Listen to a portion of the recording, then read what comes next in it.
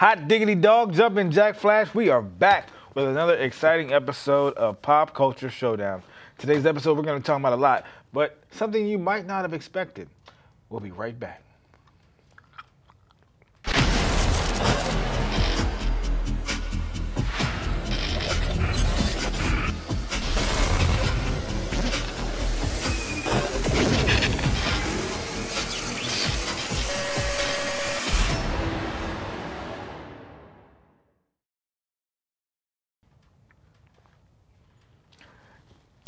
Voila.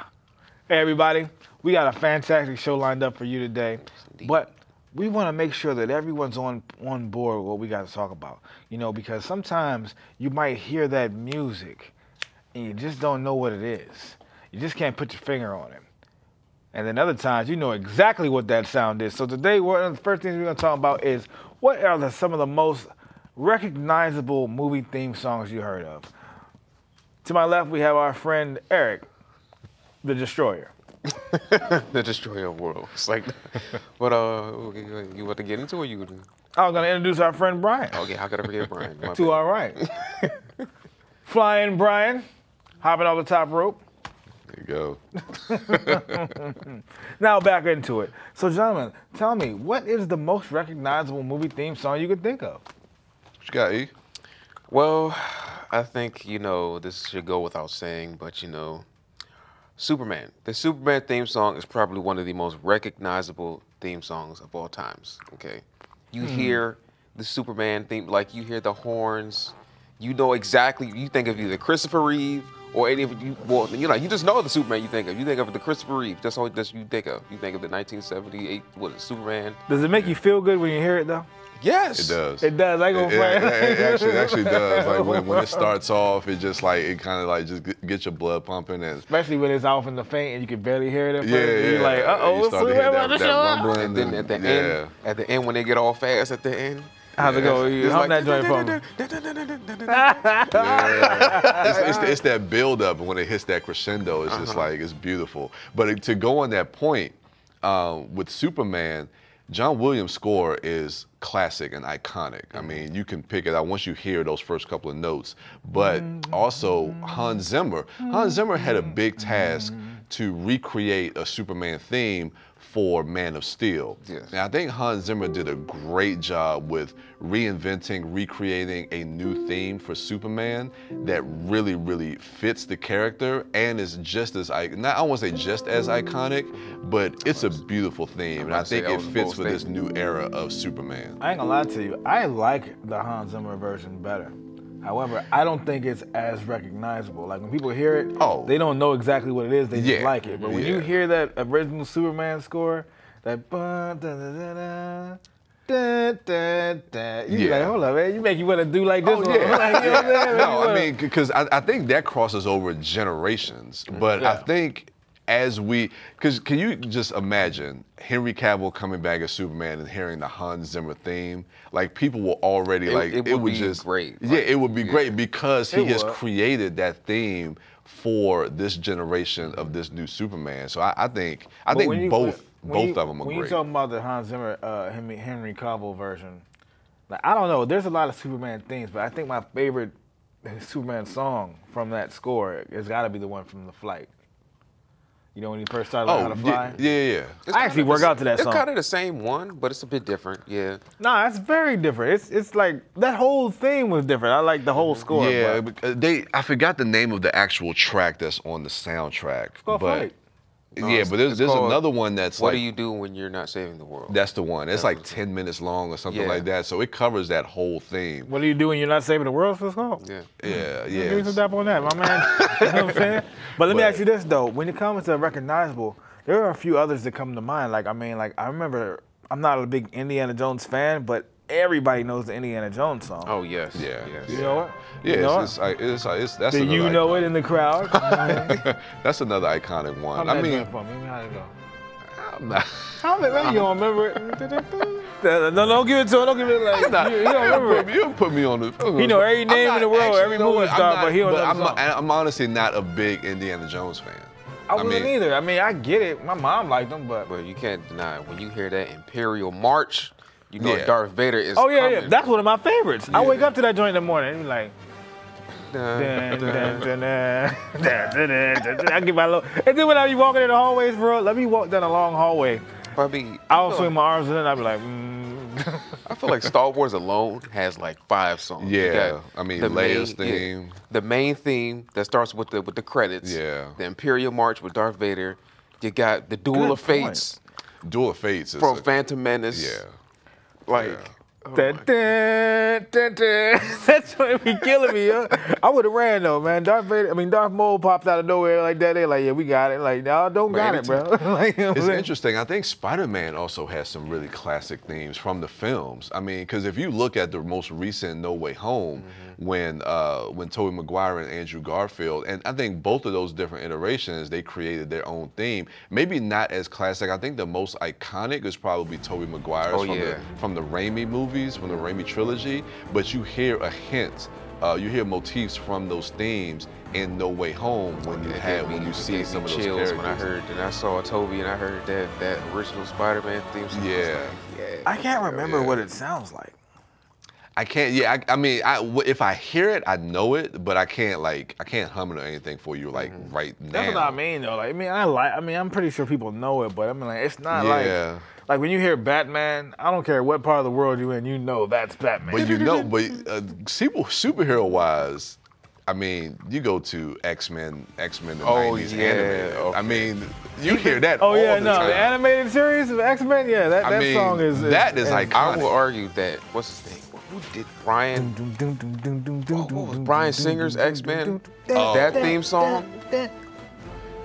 from the movie from the X-Men. Yeah, but I don't know if I remember. It sounds a bit like that one, but it's different. Okay. Yeah. Okay. But I mean, even if he took that from the animated show, I mean, that you talk about iconic themes. It was iconic. Like, dun-dun-dun-dun-dun-dun, like you Since just we all know Marvel. it. especially when it's about to come on. You're like, you might be in the kitchen. You're like, dun, dun, dun. You get your stereo ready. You might sit Indian style. Where you would know you what I'm rank the saying? Avengers theme song? From the Avengers is hot. Now, I think it took a while for it to kind of catch on because with the first Avengers film, I mean, they really established that theme, but then they went away from it in Age of Ultron, but then they kind of brought it back. And then you think about when you hear it in Endgame, like during the portal scene. Hold on. Before we get to the portal, Yeah. we're going to take this quick break to another portal. Be right back. If you love them enough to crawl into a play place to get them to come down, then surely you'll check nhtsa.gov/the right seat to make sure they're in the right car seat. Yeah, you know what I'm saying? We're right back to the portal. You know what I'm saying? And that would probably suck to actually go through one. I mean, like, ugh, have you ever seen a fly? Oh my God. He went through the portal with the fly and came back all screwed up. Like, oh my God. But that, I don't know, that didn't have a good song either. That was, I don't know, that brought back bad memories. I can't believe I just brought that movie up. What, The Fly? The Fly, it was gross. Yeah, You seen movie it? is. I've never seen it. You said you saw Doesn't body sound horror. like Body something horror, I yeah, would want to can't- see. Can't do a body You got horror. sandal and you got sword and sandal. You got body horror. What are you talking about? Go for the trifecta, bro. The mainstays. Speaking of sword and sandal, man, I've always wanted to know, when you think about those medieval, my fault, I call them medieval films, y'all. Yeah. This gentleman calls them sword and sandals. Like, you just gonna see like the Jesus slippers on somebody's feet while they fighting. Like, I just can't do it. Give me a second. Let me put some boots on, bro. You're not entertained. You're not entertained. Like, nah, I got corns now because of you. Yeah, but what's the appeal, do y'all think, about those like medieval movies, like Swords and Sandals? Yeah, see, shows? with those, I never was really in. Like, I'm not really a fan of that particular genre. There are certain properties that I like within that genre. Like, I really got into the original Lord of the Rings trilogy, the Peter Jackson trilogy. Yeah. And it took me a while to get into Game of Thrones because I just couldn't really get into like fantasy sword and sandal type of films and TV. Yeah. But really what drew me into Game of Thrones was the characters and the story. I mean, you take away the aesthetic of like the era, I mean, that plays a part into it, but you just really look at the characters and the story, and that kind of is like the appeal of it. But like, I don't Did you really ever watch. see Willow? Yeah, see, I was never really a big fan of Willow. I mean, I saw Willow, but it wasn't the type of film that kind of like stayed with me as a child. Like, it's funny because I really think that movie really set the precedent. Did I say president or president? Presidents or whatever. However you say that cool word. Precedent. Precedents. We'll let him say it. Of how those movies are supposed to be. I remember the Mad Mardigan situation. He was cool. I remember Willow rumbling with the Wicked Witch at the end of the jump. I remember when she turned everybody into pigs. You remember that jump? I never seen Willow. Like, what? You never seen Willow? You got to watch this tonight. I know they're doing a reboot now. I know. Yeah. They're doing a reboot? We were just talking about that on the last show. It's a sequel series with, oh God, I forget the actor's name that's coming back. Dude who played Leprechaun? Wasn't He's got to be dead by now. That movie was like 40 years ago. No, he's still alive. No. You talking about the guy who played Willow? Yeah. Yeah, he's still alive. He was like 40 then. Like, what are you talking about? No. He's oh God, I can't remember. I'm drawing a blank. Forgive me. He's gonna come out looking like Gandalf the Grey. But yeah, that's actually coming out, I think, soon on Disney Plus. It's a series, a Willow series. Yeah. I'm gonna watch it because I loved Willow. That was like one of my favorite joints. Yeah. I mean, personally for me, it's more of just like, not even like the magical aspect when you talk about, Lord of the Rings and stuff. I just like seeing some good old fashioned hacking and whacking, like, what? Like, hacking and whacking. Yeah. Just with straight up swords. Yeah. Just straight up sword shields. Like, I mean, you talk about it, but like Game of Thrones had some of the best. I mean, the appeal of that show was just like some of just the conversations between characters, but like some of every season they would have like an epic battle. And of course, I think it was season 5 or 6 when you had the Battle of the Bastards with Jon Snow. That is still to this day is probably one of the most iconic episodes because of, like you were saying, just all of the it's battle. like, we love, don't get me wrong, we love our John Wicks of the world. We love our, smoking aces, the shoot 'em up movies. But when you talk about some good old, dueling. When you just gotta throw on some Gladiator, you just gotta throw on some 300. You know what I'm saying? And I like 300 was cool. Now that's definitely sword and sandal. 300. They came out there in their robes. You know what I mean? Gladiator. I love Gladiator. Is a great movie. I even like Troy. Troy's a really good movie. So I mean, I like certain movies and certain shows. One else? But yeah, for the most part, I'm just not like TV shows like Rome that came on, I think Stars. I never got into that. When Spartacus? Spartacus, I didn't get into. When it's too political, I don't like all that. I don't know. Like that's kind of stuff that really gets me. That's the thing that drew me into Game of Thrones. I mean, Game of Thrones. You like political? politics? Y'all like? Oh, you don't. I don't like no politics. Just get to Game of Thrones be getting like political, but that's more of like it leads up to like a battle or something. Like I feel like those other type of shows they just maneuvering. There's nothing really going on. Yeah. More of like a dramatized series, like No, man. I feel you. I mean, I'm looking at the new Game of Thrones, and that show was just captivating because of that. House of Dragon. Yeah. I think it's captivating because you already know what happens in the later episodes that you already saw. No, because this takes place 200 years prior to Game of Thrones, the actor from the original show. So you telling me if you never watched the original Game of Thrones? Well, no. I mean, it's definitely riding on the backs of that. But as far as the storyline, like I'm not watching that because like this is leading to something that's happening in the series that just ended. Yeah, so. I feel you. I ain't gonna lie to you though, man. Game of Thrones was cool. Everybody was into it, but I never really was like that into it. It seemed like everything that happened seemed like you could guess what's gonna happen. The only thing that wasn't like guessable was the Red Wedding or whatever you want to call that joint. That's what it's called. Yeah, the Red Wedding. Like I didn't see that coming, but anything after that I saw coming. And then when they started to introduce dragons, like every time shit get into some trouble, here comes the dragon. Every time they get into some situation, matter of fact, my favorite part of that whole series, my favorite part of Game of Thrones, was when they were stuck in the snow getting attacked by the White Walkers, and they hit the Night King with the dragon. He scratched his head and showed like, Slim, hey man, let me see that. Asked his man for the staff, stepped up, hit one of the dragons, took him out.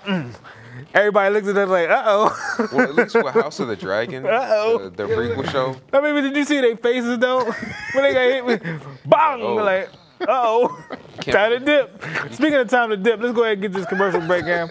We'll be right back. But that was crazy. I'm like, bang. This place that I call. I don't want to explain it to her. Back. just like the dragon, into the abyss.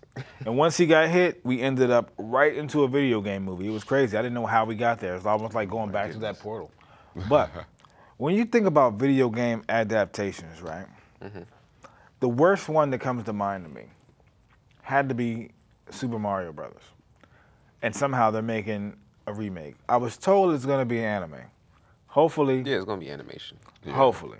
So they make another real life. Oh my God, I might shoot myself in the leg. The trailer just came out. Chris Pratt is voicing Mario, and Chris Day? I think that's his name. I don't know. I think Jack Black. Charlie Day. Day. I know Jack Black is Browser. Yeah, Jack Black is playing Bowser. And did you call him Browser?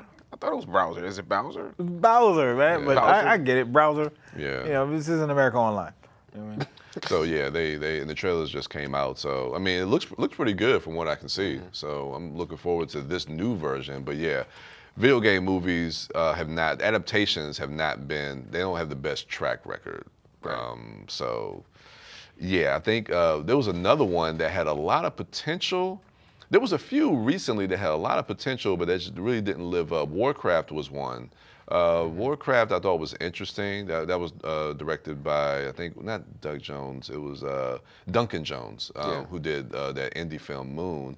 And I think he had an interesting take on Warcraft, but just didn't. And then Assassin's Creed was just straight up Oh my boring. God. Yeah, I was going to mention that one. Assassin's Creed was, right in front of my nose. Oh my straight Lord. up That was And I like boring. Fassbender too, man. That's my guy. Yeah, I like Fassbender too, but those were recent ones where you thought that they were going to make that change to being able to make That's like, I mean, some good adaptations. It's so funny because half these video games, if you play them, or even just watch the cutscenes, they seem like a cinematic movie.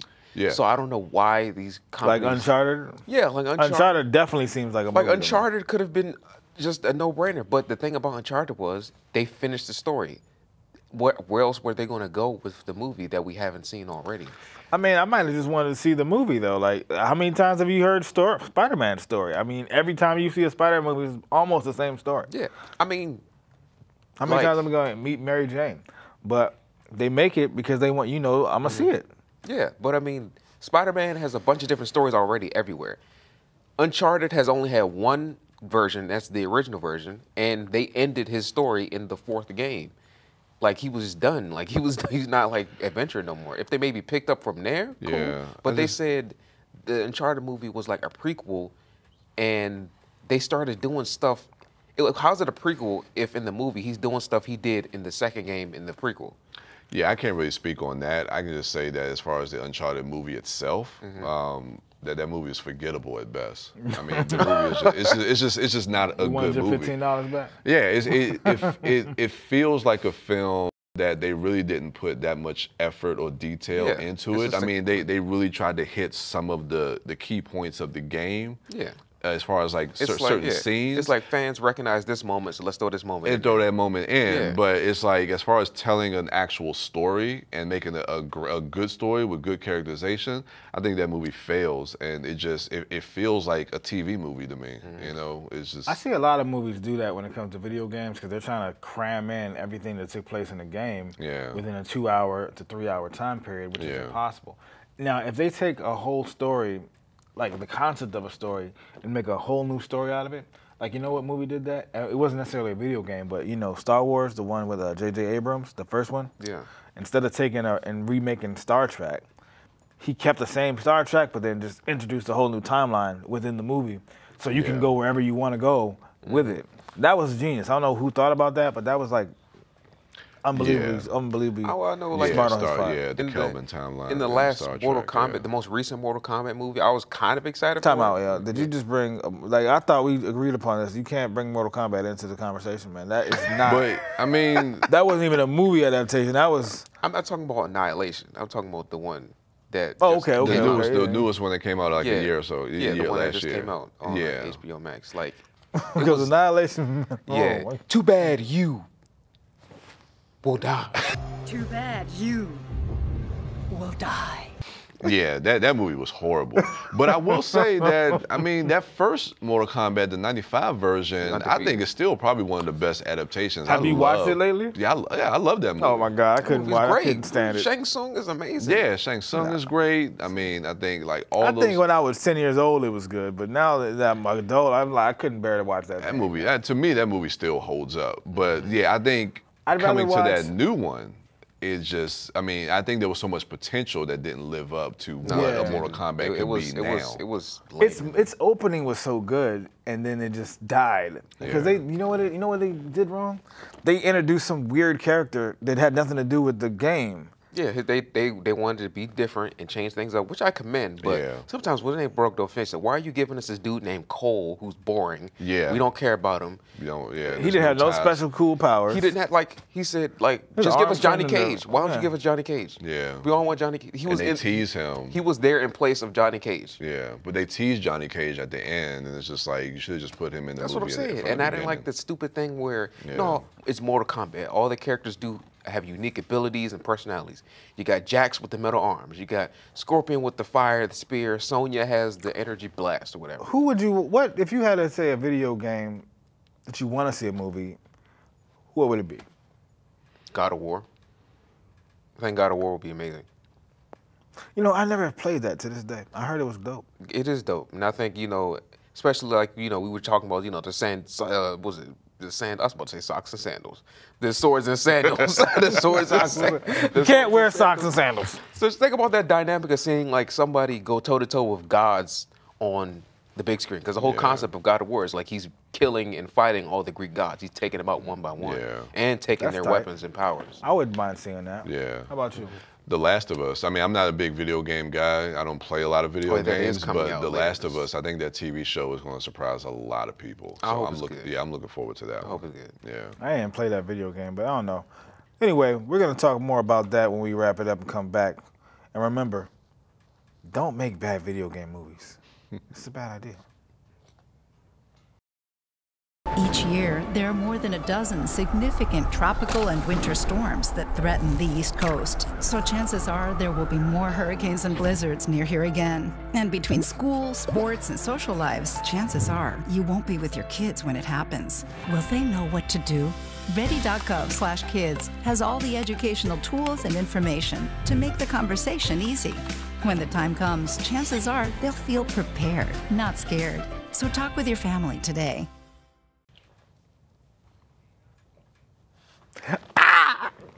But acting. What is wrong with you? I swear. I got skill. But no, so now the moment we've all been waiting for. You know how we love these battle royals and these Rumble games, you know what I'm saying? Like, so this time we're going to be talking about epic battles between sandals and socks. Or swords and socks. You don't Swords wear and socks That's gonna let that go, sandals. huh? You're not gonna let that go. What's sharper, toenails or swords? Depends on who you tell. Tell you what. Tell you what. I got it. Riddle me this. Oh, yeah. Who would win in the battle between the Riddler and Jigsaw from Saw? The Saw movies. The Riddler from Batman, and then we got Jigsaw. I mean, in an actual fist fight? I mean, they could, in this sense, I guess it would be intellect or like death traps. A battle of the wits. Yes. Battle of the What you know about Princess Bride? You can't write this. You can't write this. My intellect. Nah, I think the Riddler, man, because I mean, not only is he smart and gets you in some type of terrible situation, but he does put hands on you. Because in the beginning of the Batman, he put actual hands on that dude. You know what I mean? Where, you know, Jigsaw, every time I seen him, he kind of paraplegic, you know what I mean? Messed up. Isn't he dead in Saw though, Brian?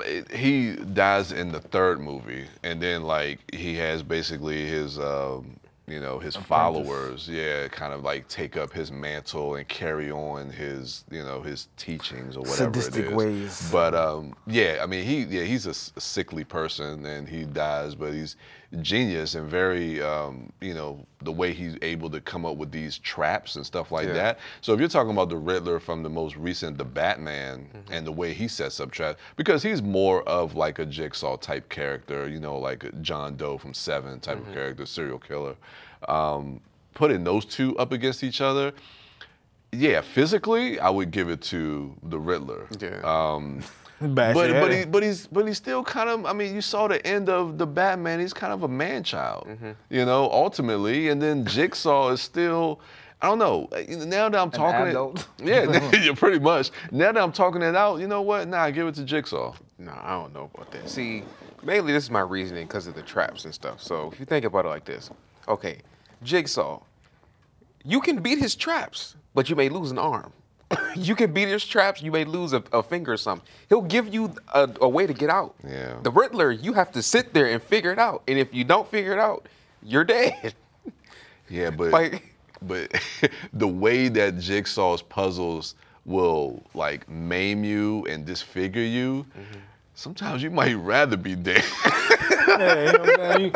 You got you attached to a big steam pipe so you don't figure this out. The steam will melt your face off, like, or the joint will crush it. Nah, like that one Go ahead, trap kill me, bro. in Saw 5 where he had like the razors going and you have to put your hand in to get the key and it's like yeah,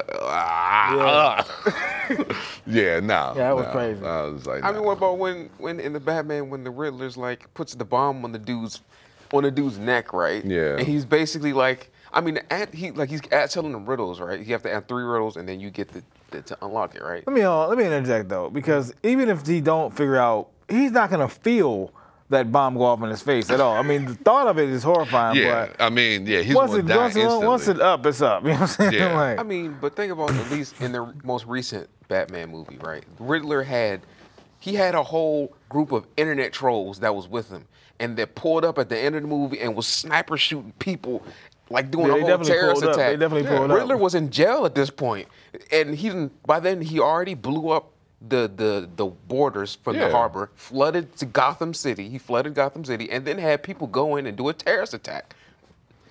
he had mind control over Debo, I'll tell you that, you know what I mean? But that's about it, you know what I mean? But let me ask you this, though. If I was to match up, like, you forget about this guy. Witty traps from the guy from Law Abiding Citizen. Law-abiding citizen. Oh, he throwing him into the mix. Yeah. Oh, you talking about the guy? Wasn't he in 300? Yeah, him. Yeah, Gerard Butler. Gerard Butler. Oh, jeez. I forgot his name in this movie, but I do know his traps were deadly. Like, them joints were not just deadly, but he'll let you know, like, man. I just 6 the o'clock. only one that got me in that was the judge with the cell phone. Remember that one? Yeah, that was funny, though. That was wild. Yeah, that was wild. That's the one that got you? Yeah. What about yeah. my man who's like, man, here, grab this track. He like set him up. He's like, you want a piece of this steak? He's like, yeah. Oh, the T-bone steak Yeah, and his guard to Childish get Radio. him into solitary confinement. Yeah. That was That whole plan was epic. Like, you think that guy, even the dude was like, man, you think that guy in his cell party, you think that was random? He planned that. Yeah. And he set him up real decent, too. He's like, yeah, try some of this steak. Yeah, check out this radio. Got the T-bone right here. As soon as it, What was that? The other battle you was talking about earlier. With who was it? which one? Oh, Genie versus Beetlejuice. Beetlejuice. Oh, yeah. Beetlejuice Beetlejuice Genie from you know? Aladdin. Yeah. Now, we talking about the cartoon Genie from Aladdin, you know what I'm saying? The original. Me personally, I like the Genie from Aladdin 2 better. Well, actually, I like Aladdin 2 better as a Aladdin movie, but that Genie's powers, you know, we like. But Beetlejuice is not to be played with, man. Beetlejuice got like sandworms. Showtime. The ghost Yeah, is he the don't most. like, but he don't like sandworms. Remember in the movie, sandworms? I hate them.